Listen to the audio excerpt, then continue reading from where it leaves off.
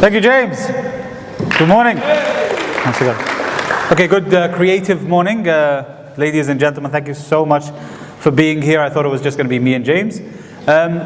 So the first thing I'm going to talk about is creativity. The fact is we're in Media City, and there's a theory that I want to test out. I know I'm right with this theory, but who agrees that everybody has some creativity in them? Most people. Okay.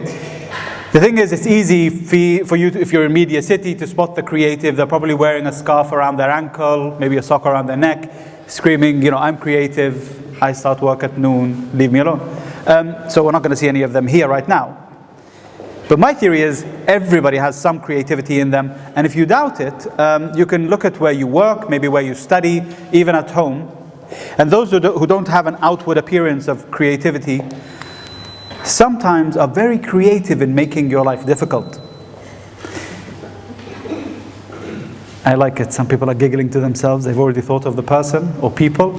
And creativity doesn't have to just take the form of something visual. Sometimes it can be about your work. You hand in a perfect piece of work, and somebody says, this is perfect, can you do it again? But if I do it again, it's not going to be perfect anymore. That person is great and creative at just making your life difficult and being somebody you're not going to like. So that's just a theory. I'm glad you agree. I'm going to get right into the talk. I want to thank James, but I'm not sure I want to thank him too much. My name is Jamil, and I'm Palestinian.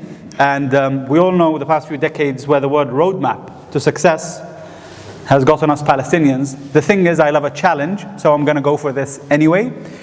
With change, it's something that is the only constant. I'm going to be speaking in some cliches. I love cliches. I think they make the world go round.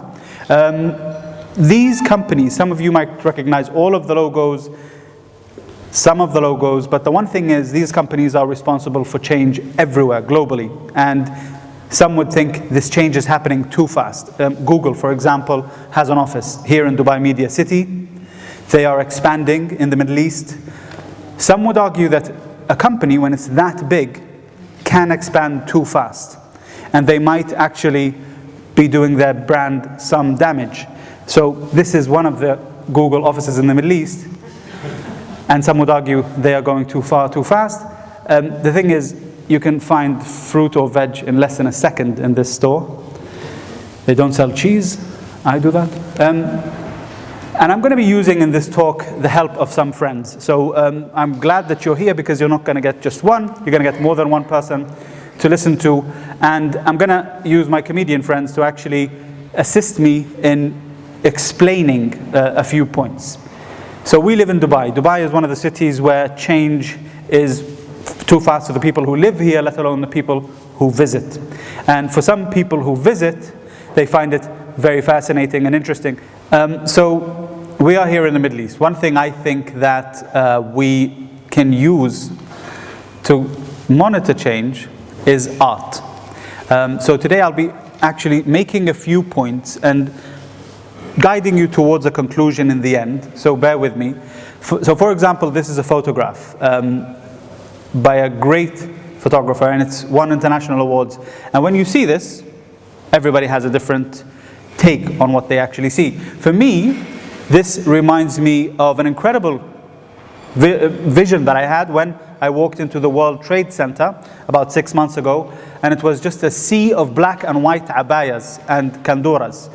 Thousands of young Emiratis were in the World Trade Center for Think Science.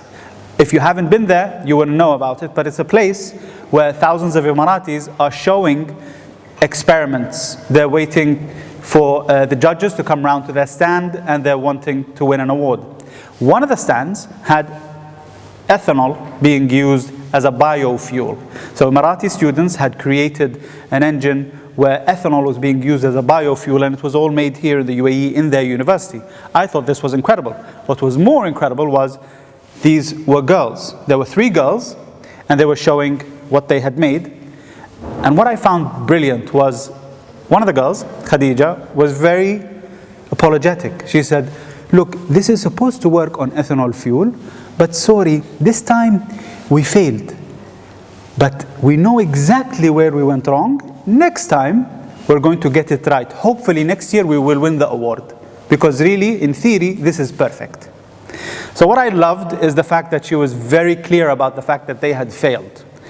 I have rarely heard people be upfront about a failure like these girls had been. This man, some of you might recognize, this man didn't try something once or 10 times. He had a prototype that he was trying to sell.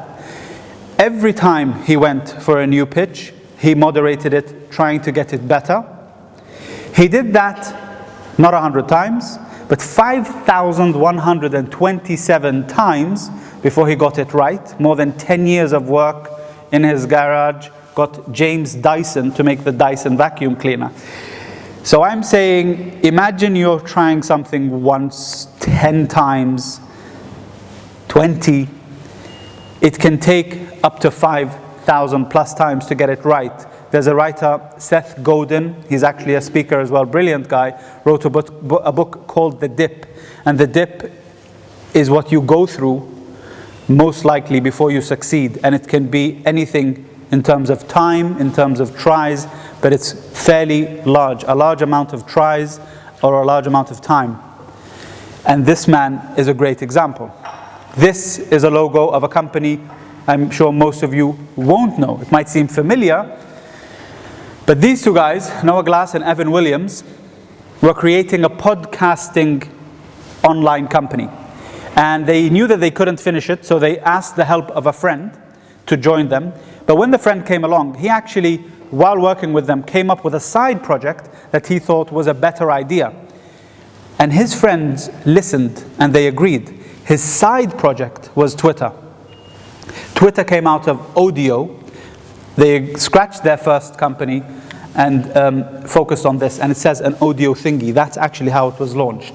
So Jack Dorsey, who is in the news these days, was that guy. So how often in your work, in your studies, or elsewhere, do you actually listen to new ideas? One thing I love is how comedy gets straight to the point. One of the reasons, James says, I'm known for comedy. I'm in communication. But to actually communicate an idea through laughter, they say the shortest distance between two people anywhere is a smile or a laugh. And if you can get people to laugh as soon as they smile, it means you've connected with them somehow. This is Aaron Kader. One of the things he says that I like is, have you ever seen an Arab who sits there and says, I don't want to talk, I just want to listen?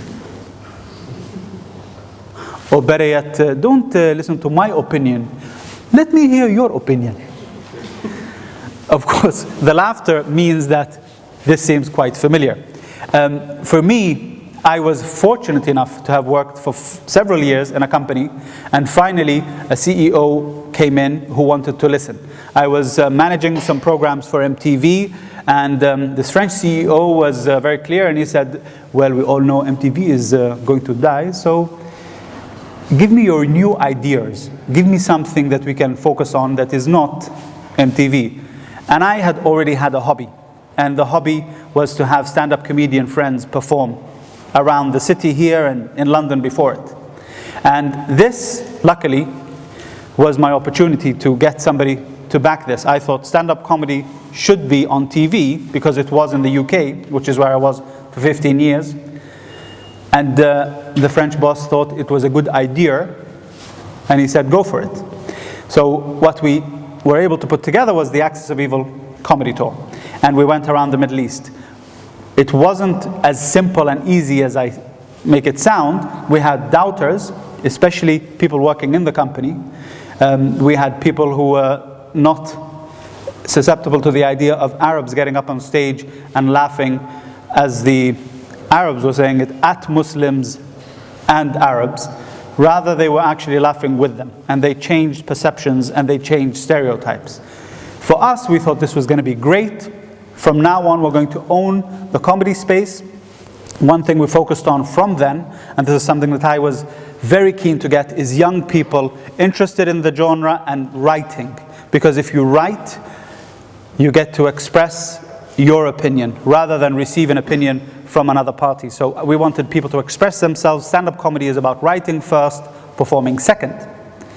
And one thing we were doing is every city we went to, we were encouraging families and specifically younger members of the audience. This is just one example of one of the shows that we did over in the Dubai Community Theatre. We knew then that we were creating something that was going to give us, in 5 years, 10 years' time, a new wave of people with something that they'd never done before. So we thought, this is great, this is our chance, we're going to own the comedy space and we're going to get this company, maybe myself, to make a lot of money. So it was a great idea and we were in for great success. Did it work? No. It absolutely didn't. We didn't actually know about YouTube rising the way it did. This was 2007. YouTube was 2 years old then. 2005 is when YouTube started. By 2008, 2009, young, specifically Saudis, were putting their own comedy online. They didn't need us. Effectively, these young people all around the region, from Amman to Bahrain to here in the UAE, had their own marketing on Facebook, something we hadn't thought would be that popular, and they were putting their own shows onto YouTube. So one of the lessons that you will always and continuously learn is that you need to be observing what the market is doing and be adaptable to what is happening next. But really, the biggest lesson, and this is something that I've kept with me throughout the last 10 years, because this is where everything is heading, is what the internet is doing is cutting out the middleman. Thank you. Please appreciate the image. The middleman is what is not needed. So we were TV executives. We thought we would be the broadcasters of what these young people would do. We would support them, and we would make what we call a margin on that. But we weren't necessary anymore. And this is now happening everywhere. I'm a big fan of what you call life hacking. If you have heard the term hack, have you heard the term hack? Does everybody know what it means? A lot of people associate it with computers. It's not just computers. It's when you do something at home that is a shortcut. You can use one thing for something it was not intended for. That's a hack. Example is this chair from IKEA being used as a bicycle. And of course, I love Egypt, because Egypt is one of the best places you can go to see how people absolutely ignore any problem and hack whatever it is and get straight to what they want. And this image is very telling for business as well, because they get straight to the money. People can do everything on a much smaller scale. Technology is facilitating this. So this is something everybody will know about, which is people can create a little studio in their house. Girls who are doing makeup tutorials are making millions, not just millions of views, but millions of dollars. So you have to think of whether what you're doing is going to stick you in the middleman or middlewoman bracket and try and get out of that. That's one lesson that I think is useful. The UAE specifically is an incredible place. A couple of years ago, they had the biggest deployment of iPads. 14,000 iPads were given out to university students. The reason I mention this isn't because it's just an incredible piece of news. We don't know what that is going to have as an effect down the line. It's only been 2-3 years. I think James Zayed University is one of the universities that has it. Everybody has one. Where it's going to take people, we're yet to see. Things are changing very fast, but you need to realize that you need to play a part in that, and it's not a privilege. It's a privilege. It's not your right whenever anything is being given to you. Something like, I love Will Ferrell. Will Ferrell has a saying, a joke, which is, if you really want to test somebody before you get married, see how they act when you give them slow Wi-Fi. So the steps, I would say, in the world that we live in, this is a lovely image that shows you how a phone has all of these pieces of equipment that 10 years ago would have taken up all that space. So the steps for dealing with this change, for me, are very simple. If you're a company, this would be very useful. You should listen to what people actually want, not what you think they want. So if you make a product that's designed for 2 people to ride maximum, but 4 people actually want to use it at the same time, maybe you should reconsider what you're making. Again, Egypt, I mean, if this was clearer, those are feet, ladies and gentlemen. There's 4 people on that motorbike. So listen to what the market is saying. Nokia's CEO recently is very famous for having cried on stage when he was giving a speech about them failing and saying we did nothing wrong. They didn't do anything wrong. They just stopped listening. They assumed that people wanted what they were making.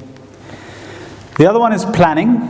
You need to plan. Social media, this is a great example of a hashtag fail. British Airways, massive corporation, billion-dollar corporation, had a 9-to-5 Twitter customer service site. And this guy pointed it out. How does a billion-dollar corporation only have a 9-to-5 social media support? And of course, they changed that right away. So you need to plan for what is happening around you.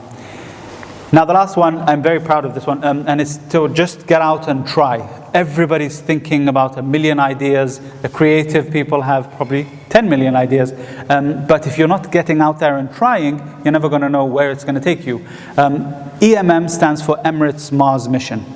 We went to the Emirates Mars Mission. They want to try to get young people in the Arab world, not just in the Emirates, interested in space sciences, specifically sciences. So what we're doing is a weekly YouTube program. They thought might as well use YouTube, and it's in Arabic, and we're creating a YouTube program about science, and all we need, you see it there in the picture, is a stand, there's a microphone, but where we put all our effort is in writing, making it interesting, making it fun, and this is for people who are sending a satellite to orbit Mars in 2020. So one thing that's amazing about living here in the UAE is they invite you to dream big. There isn't any reason why you shouldn't. With these guys, they are working not just on taking the satellite to Mars, but working on what's happening after that. That's 2020, 2021. And they're very, very simple, humble, young guys. For me, this image is a great image of where things are going. Comic-Con is happening on the 7th of April. One thing me and James, you can't come, can you? One thing me and James are very fond of is Comic-Con, and this represents the future. If you do get to go there, I'm going to be there organizing a business conference on the Thursday. You're all welcome to come. If through James you get in touch with me, I can get you a free pass. And this business conference is in the middle of thousands. There's about 70,000 people who go there in 3 days. I went there for the first time last year, and these are people that most of the UAE don't have a clue exist. They are weirdos, they are psychos, they are creatives, and I'm saying this in a good way. You go in and it's just freaks. They love it because everybody wants to express themselves in different ways. The thing is, all of those words I mean in a positive way. It's not necessary to tarnish them in a negative way. Go see what they're about. Usually people who are trying to get out of their shell are trying to express something new. You never know. It could be a new idea. It could be the next Tesla, SpaceX, Google, Emirates. Emirates Airlines, I think, is one of their most incredible companies. But it all starts with communicating an idea. And that's what I do. That's what I help people do. And thank you.